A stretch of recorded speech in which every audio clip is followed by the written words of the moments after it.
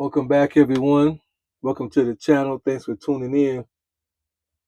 I was laughing. I wonder if anybody's ever done this. In North Carolina, every year, if your car is less than 20 years old, well, you got to get it inspected anyway, but if your car is less than 20 years old, the check engine light cannot be on. So you either have to get the problem fixed or find somebody to take it out for you. And so I had one of my cars, the check engine light came on the other day, and I was thinking in my head, how many months do I have before I have to get this car inspected, right? Because the term, and it's in December, so I was like, oh, I'm good. I ain't worried about it. I was like, I wonder if anybody else do that. You see the light come on, but all you're concerned about is when do you have to get it inspected before you fix it. But I was laughing and giggling about that. So thanks for tuning in. By the way, just free tip to some of you ladies who may not have a husband. And Jody only come over to put your lights out, if you know what I mean by lights. Yeah.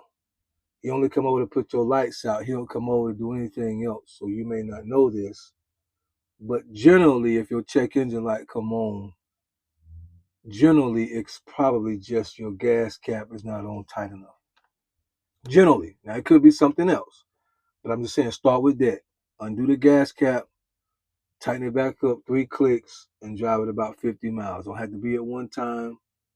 Just 15 miles away one day, 15 miles over 3-4 days, and then if it's still on 3-4 days later, you probably got to go to the next step. Free tip. I was in the comment section of another video, someone that I watch, and I seen someone make a comment that stuck out to me, and I kind of want to address, I would say, the atmosphere around the comment. And they said, when I go out now, when I leave the house, I no longer speak to strangers. They said I used to talk to strangers, but not anymore.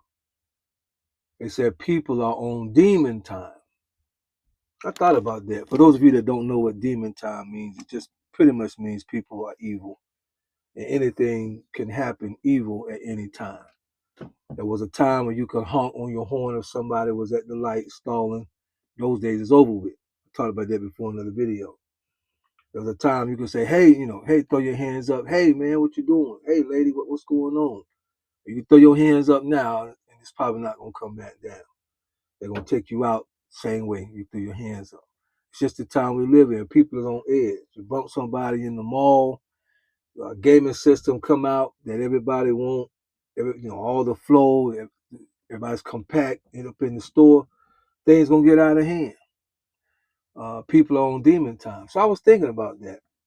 People on demon time. And a lot of times when you think about it, I recognize, it seems to me that it's men and women, but it definitely seems like men, particularly black males, struggle with this the most. I was thinking about, and just work with me, and I want y'all to get in the comments and tell me what y'all think.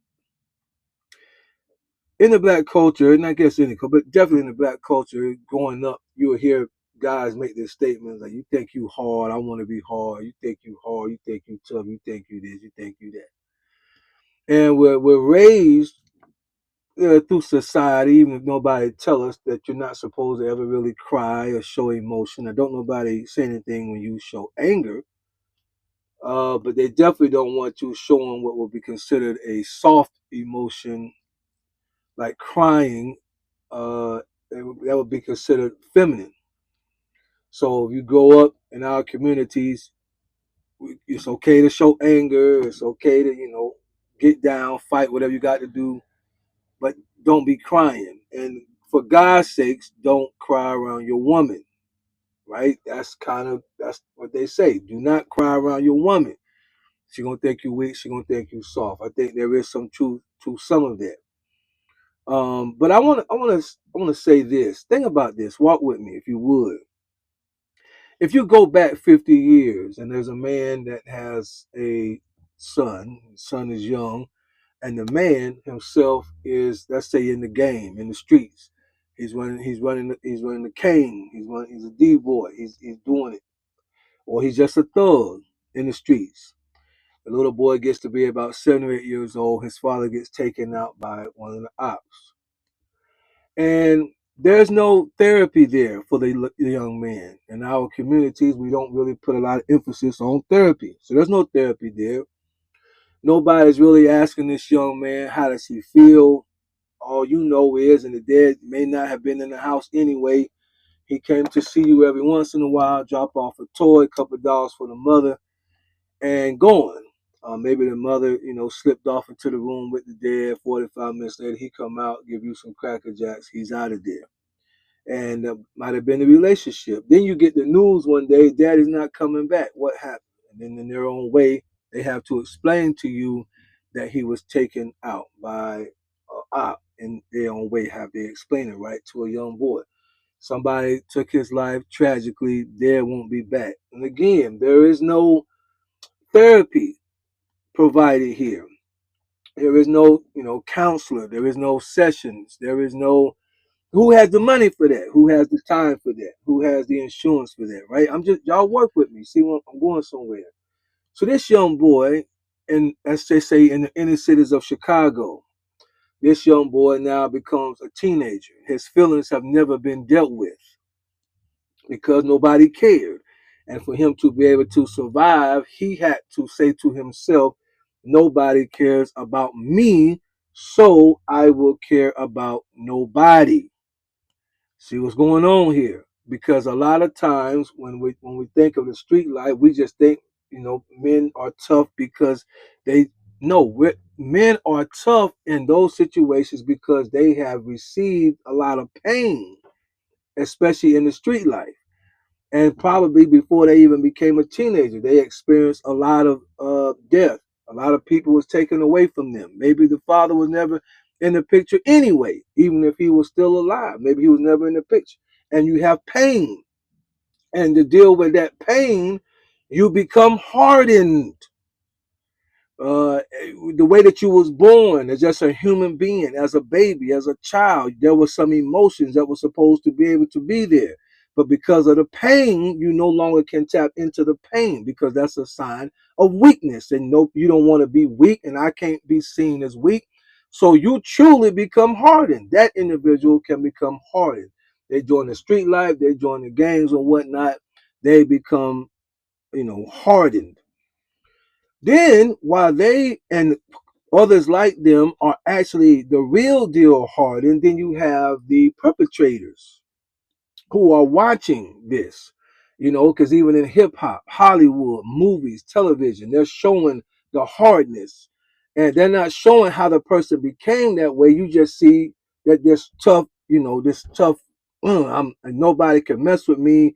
And so then they're watching this and they want to emulate that. Maybe they come from a great home. They don't even need to live that lifestyle, but because it's being projected out, they're going to gravitate to it. Maybe they're getting bullied around. They realize that the tough guys don't get bullied. So they grow their hair out. They may have dreads. They learn how to mean mug. They may put gold fronts, tops and bottoms, maybe just the bottom. Maybe earrings, in their ears, tattoos on their body, on their face. They may throw a teardrop on the cheek, under the eye, not even knowing what it represents. A tattoo on the neck, to say me against the world, whatever, because they realize that this tough guy, to them, persona will keep people from bullying me, from bothering me. They a nice kid. If you were to go back to their middle school, they was nice kids. They was nerds. They were bookworms. They was the ones that actually did the science project themselves and didn't pay a nerd to do it for them. I didn't do that, but I know somebody that did. So then you have the real hard ones who came from a lifestyle where people was taken away from them or circumstances happened to them. Maybe they grew up on the streets. Maybe their mom was a dope fiend. Their dad was never around. And they realized that the system don't care about me. I'm passed around, tossed around from house to house. Nobody cares. My aunties can't stand me. They just took me in because her sister or whatever had me, and I feel useless. And that has to make them hard because again, there's no therapy going on here. They don't get a chance to vent and express. You got that group, And then you got the group that see that group that wants to emulate that group, but they really not a part of that group, but they want to emulate it. So now time passes. And with some of the music, hip hop, realities of life, all of a sudden now the atmosphere can be so tense. You go to get into a relationship, but you've been told all your life, if you cry and you a man, you will itch. Right? That's what we say. We're making this stuff up from what? We are making this stuff up from what? Somebody please tell me the journal that we're using to say that as a human being who will experience pain. Now, don't get me wrong. Let me say, I come from a household where the men don't cry. I cannot tell you the last time that I cried. I've never seen my father cry. My father is 68 years old. I've never seen my father cry. I've never seen my brother cry. I can't remember the last time I cried, but I do know that there are certain pains that can come upon anybody that can cause the tears to come out of your eyes. If I had to cry, because if I got a call right now that my parents was brutally taken out of this world by some goofball that just wanted some possession that they may have had on them at the time, I assure you tears are going to flow.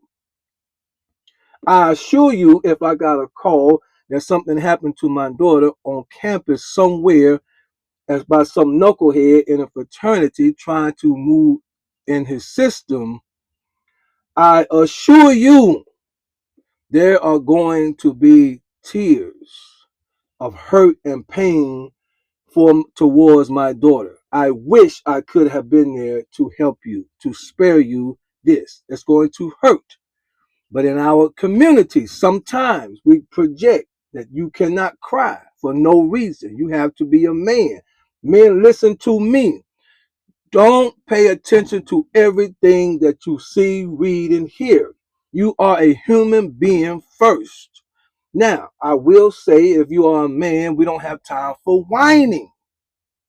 It's different if you're whining all the time. I believe that no woman wants to be with a whining man. I lost my car. I lost my job. I'm just going to sit around and whine. No, you sit down and you reflect on what happened and what you got to do with the skills that you have to regroup and be able to go out and get another job, even if you may have to relocate, even if you may have to hit the road and just send money back until you establish and then send for your family. That's what men do. We cannot whine, but to say that men should never cry. You are a human being first, infused with emotions given to us by God. If God only wanted women to cry, then men would not be capable of crying. So instead of crying where we need to cry, we bottle it up, and you cannot fool and trick nature. Let's be very clear here. You cannot trick or fool nature. If you try to bottle up something that should have come naturally, you're only going to age yourself and make yourself harden to what you really, if you sometimes, and again, I'm not even a man that cries, but I do know sometimes what most men need is to have a good cry session. I know y'all not going to talk back. Yeah, I know this ain't popular because all of the super alphas will tell you never cry, be a man, blah, blah, blah, blah, waka, waka, waka. Yeah, as if they have it all together. But I assure you, the same one that tell you that, there's going to come a time in their life where they're going to get some information that's going to put them down on their knees and cause them to cry. I assure you, life has that in store for all of us. At some point, we're all going to want to cry. And then they say, "What? I don't cry in front of your woman." And by woman I mean particularly a wife or a long-term partner. How in the world then can I be with a woman who knows that I'm a strong man, who knows that I'm a protector and a provider, who knows that I will go get it and do what I got to do, who knows that I will raise my kids and I'm there for my children, and then I find a situation that becomes so heavy that I may need to just release some tears, and I can't lay in her lap and cry for 30 minutes? Are you telling me that we have to be so in control of our emotions in front of a woman who has our last name, in front of a woman that we put the highest honor in the world, our mothers, our daughters, our wives, the highest honor to a woman that we are intimate with day in and day out? And that's not even talking about the bed. We're just talking about a real intimacy to a woman that we would lay our life down for. If any man try to do something to her and cause her danger, we'll put ourselves in front of that danger and lose our life so she may live. And then life can hit us so hard that we can't lay in her lap and cry if need be. Y'all stop playing with me. We are human being first. And again, I'm not talking about whining. And I'm not even talking about crying a lot. Because she don't want no crybaby. But if she knows she got a soldier for real, she ain't losing no respect in you because you've been hit hard and rocked by life, because you may have lost your mother, you may have lost a sibling, y'all may have lost a child, a good friend of yours may have been taken out of here unexpectedly. You got some bad news about your colon, your prostate. Come on now. We got to stop playing these games and giving these titles and made up definitions to all of this stuff. We all are human beings, and we wonder why the comment said, I don't even talk to strangers when I leave the house anymore because everybody's on demon time and the prison system and the jails are full. There's women too, but the majority of this is full of men, showing that the major issue lies in men. I wonder if it's because all of our life we've been fed a lie concerning our emotions. And again, I said on another video, now all of a sudden the women are picking up on it and they want a man that has emotional intelligence. So fellas, let's talk in the comment. Ladies, fellas, whoever. Let's talk about this. Like I said, I know there's a group out there that'll tell you don't cry at all. You a man, never cry. I'm not telling you just to make up crying. I couldn't tell you, it's probably been over 10 years or more since I've had to cry. I can't even think of when it was. But what I'm saying is the reason why I don't do it isn't because I feel like if I did do it, I'll be less of a man. I do what it takes to take care of my kids, my family. I know I'm a protector. I know I'm strong. I know I'm a worker. 17 years, no unexcused absence. I know what I do. 17 years, never called in sick. I've been sick. I've gone to work. They sent me home. I know what I do as a man. So if I feel like I need to have 30 minutes where the tears just run down and refresh my spirit, especially if I've got a woman that's supposed to be my rib, Sally, come here.